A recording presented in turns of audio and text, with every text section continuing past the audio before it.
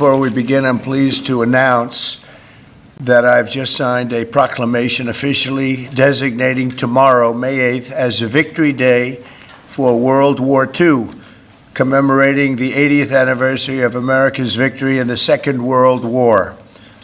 All over the globe, our World War II allies are celebrating this week, but the United States has never joined in with the proper celebration of our own, and the victory was mostly accomplished because of us. Whether you like it or not, we came into that war and we won that war, and we had a lot of help from a lot of great people, a lot of great allies. But I think there would be nobody that would say that we were not the dominant force in that war, and we don't celebrate it. And I think that's a great disservice to the people that lost their lives and people that fought so hard in winning World War II, and also a separate Victory Day for World War I, and we're going to be doing that too. It was American tanks and ships and trucks and airplanes and service members that vanquished the enemy 80 years ago this week. Without America, the liberation would never have happened.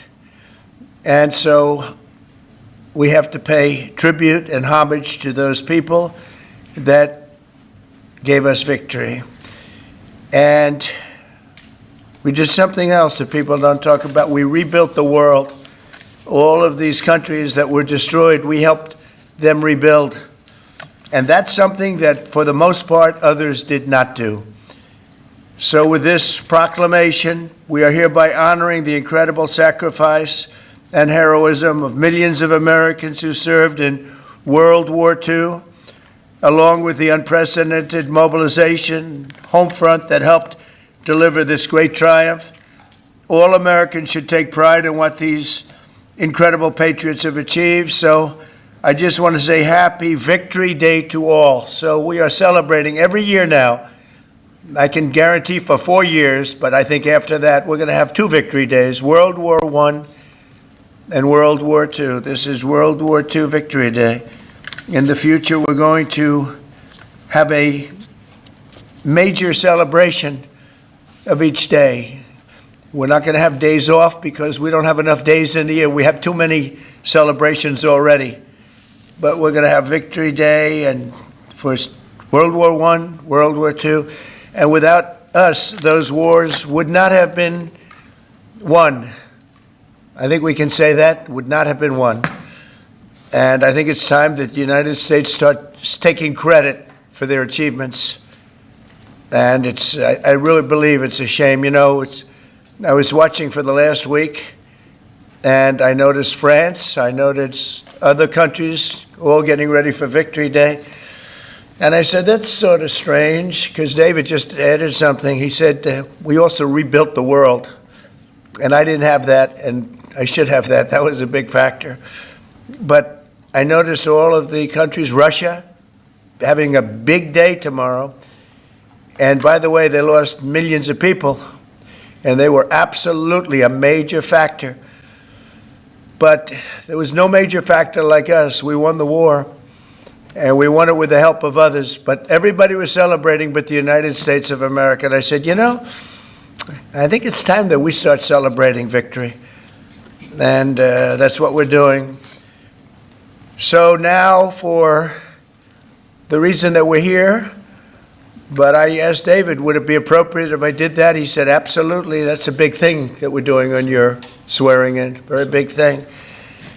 But now for the real reason, and a reason that I'm very proud of because he's been my friend for a long time. We're swearing in our next ambassador to the People's Republic of China. What timing, David, what timing? Only you could have picked this timing. It's your fault. I picked him a long time ago, but it just happened to come due on a pretty important date. But our friend David Purdue, Senator David Purdue, joining David this afternoon are his incredible wife Bonnie, who's been at his side for a long time, their sons David and Blake, their daughter-in-law Danielle and daughter-in-law Charlotte, and their grandsons David, Hudson, and Jack. That's a beautiful family. Congratulations. I didn't think you had it in you, David. That's really something. That's pretty amazing. Look at that. Our new ambassador brings to this position a lifetime of experience at the highest levels of business and politics, and he is at the highest level. Over 4 decades in business, he rose to lead several major American corporations, including as the president and CEO of the footwear giant Reebok, where he did very well. He did a great job. And later CEO of Dollar General. Likewise, he did a great job. David also lived and worked in Singapore and Hong Kong for several years, developing a wealth of experience negotiating and doing tremendous business deals for lots of different leaders that he worked with.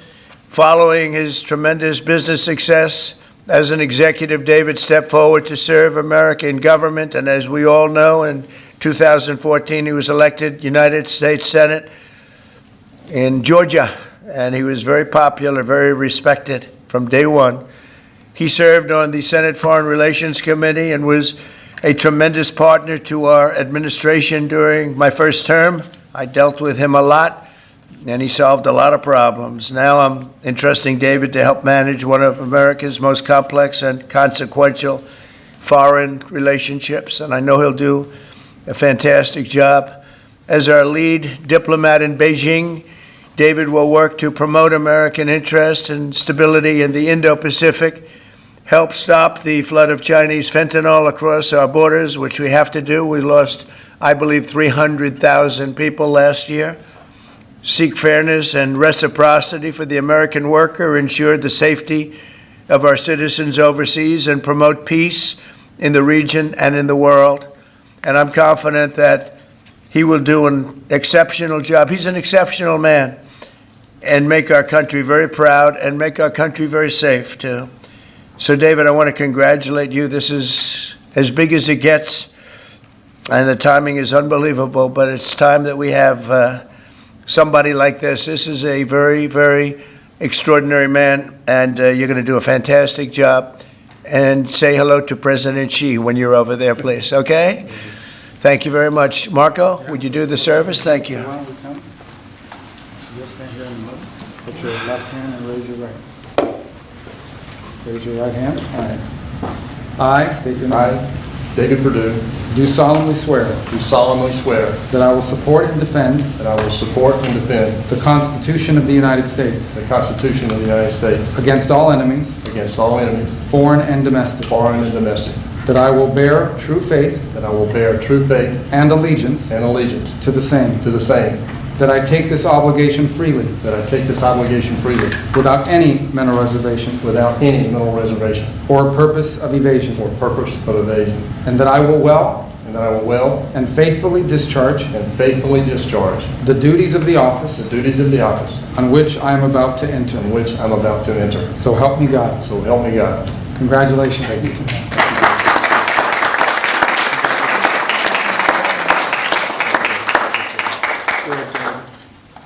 David, would you like to say something? Mr. President, I'm humbled to be in this office today. I love what you've done with this office. I like the Declaration of Independence. I want the world to know that I know this man personally. He loves this country, and I am glad to be your man in China. Thank you. Thank you, David. I think just for the sake of formality, here we go, David. Come on up. Come on up here, Bonnie. That's what it's all about, right? And now we send you on your way. Lots of luck. Yes, sir. We're right behind you, David. Look forward to seeing you over there, sir. Okay, have a good time. God bless Thank you. Congratulations, everybody. Congratulations. Any questions, please? Mr. President, the Treasury Secretary just told lawmakers that a tariff exemption for certain baby items like car seats is under consideration. Will you exempt some products that families rely on? I don't know. I'll think about it. I don't know. I really don't. I want to make it nice and simple. I'm not looking to have so many exemptions that nobody knows what's doing. We have to make it very simple, but I'll take a look at it. Yep. Please. Mr. President, there are rumblings in Washington that some House Republican moderates are opposed to defunding Planned Parenthood in this year's reconciliation package.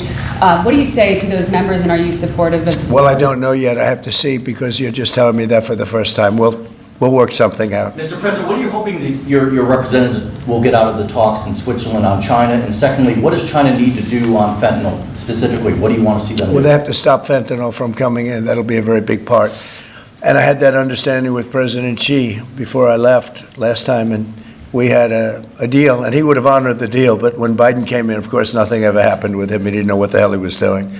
But that would have saved a lot of lives. That election cost us a lot of lives and a lot of heartache. The fact that we went through 4 years of misery, and you look at what's coming through the border, and the job of getting murderers out of our country. So many bad things happened. The wars.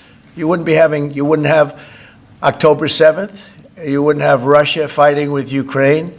You wouldn't have had that disaster in Afghanistan. You wouldn't have had inflation. All these things would have not taken place. So sad to see what happened. Any other questions? Are your administration sending migrants to Libya? I don't know. You'll have to ask Homeland Security, please. Would you support sending migrants? Would you Vice support President sending Vance migrants said to Russia was asking for too much to end the war. Given that, do you still have confidence that... When did he say that? Earlier this morning. Well, it's possible that's right. He may know some things that, because I've been dealing with this and some other things, but we are getting to a point where some decisions are going to have to be made. I'm not happy about it. Okay. Just to follow up, sir, on the talks in Switzerland, what do you expect? What do you hope to come out of it? We'll see. I mean, look, it's we were losing $1 trillion a year. Now we're not losing anything. You know, that's the way I look at it. We were losing with China on trade $1 trillion a year, more actually, 1.1. But let's say $1 trillion. You know what we're losing now? Nothing. That's not bad. Are you Are you planning a new ceasefire and hostage deal proposal for Israel and Hamas before you head over to the region next week? Where? In Gaza. In Gaza. Well, we're going to see what's happening. There's a lot of talk going on about Gaza right now. You know that, right? So you'll be knowing probably in the next 24 hours. Are you taking diplomatic actions between the war in India and Pakistan? What's your position? Oh, it's so terrible. My position is I get along with both. I know both very well, and I want to see them work it out. I want to see them stop. And hopefully they can stop now. They've gone tit for tat, so hopefully they can stop now. But I know both. We get along with both countries very well, good relationships with both, and I want to see it stop. And if I can do anything to help, I will be there. You know, by the way, unrelated, but I guess it's all related when you look at the world nowadays. Rwanda and the Congo, we've made a lot of progress in getting that disaster stopped. We've had a very talented person over there, and we've made a lot of progress with Rwanda and Congo fighting a very violent war, by the way. China says in order to have substantive negotiations, you have to bring down your 145% tariffs. Are you open to pulling back your tariffs in order to get China to the negotiating table? No. Mr. President, Senator Tillis has come out against Ed Martin as U.S. Attorney. Do you have any response to that? Well, it's disappointing because, you know, I know Eddie's very talented. Crime is down in Washington, D.C. Street crime, violent crime by 25%. And it's people have seen, they've noticed a big difference. So I didn't know that. But if anybody voted against him, I feel very badly about it. Only in the sense that in this short period of time that he's been there, crime is down 25% in Washington D.C. But that's really up to the senators. If they feel that way, they have to vote the way they vote. They have to follow their heart, and they have to follow their mind. Mr. President, when you're referring to the Persian Gulf as the Arabian Gulf, are you going to make that announcement on your phone? They're going to ask me about that when I get there, and I'll have to make a decision. So you haven't made a decision yet? I don't want to hurt anybody's feelings. I don't know if feelings are going to be hurt. Why have a case right over here? It's called Gulf of America, and I guess a lot of people get ideas from us. But the Gulf of America was something I thought should have been named a long time ago. I'm going to be given a briefing on that. It was just done. And I'll make a decision. Is it the U.S. position that Iran can have an enrichment program as long as it doesn't reach a weapons? We haven't made that decision yet. We will, but we haven't made that decision yet. China said the U.S. initiated the trade talks this weekend and that its position hasn't changed. Are you still confident you can reach a deal with China? They said we initiated? Well, I think they ought to go back and study their files, okay? I do think that. Go ahead, what do you? Are you planning to ease chip export restrictions to some of these Gulf countries, and then also make announcements regarding? We might be doing that, yeah. And their nuclear programs, civilian nuclear programs? And it'll be announced soon. And you're to help them develop some nuclear power? Well, we're going to take a look. We're going to take a look. But, we had really a very good, as you know, we had a very good outcome with the Houthis, and we honor their word. I mean, they made a commitment, and we dealt with other countries that were close to them and their surrogates, and we honor all of their words. We'll see what happens, but I think, I believe that hopefully that's over with, and they'll leave the ships alone, just leave those ships alone. But so we do. We take their word for it. It was, we hit them very hard. They had a great capacity to withstand punishment. They took tremendous punishment. And, you could say there's a lot of bravery there. It was amazing what they took. But we honor their commitment and their word. They gave us their word that they wouldn't be shooting ships anymore, and we honor that. I want to thank you all for being here. I want to congratulate David Purdue and his family. He's going to be really an incredible ambassador to China. I have no doubt about it. And we're going to work together very closely. Thank you all very much. Thank you. Thank you for everybody. Thank you, Dave.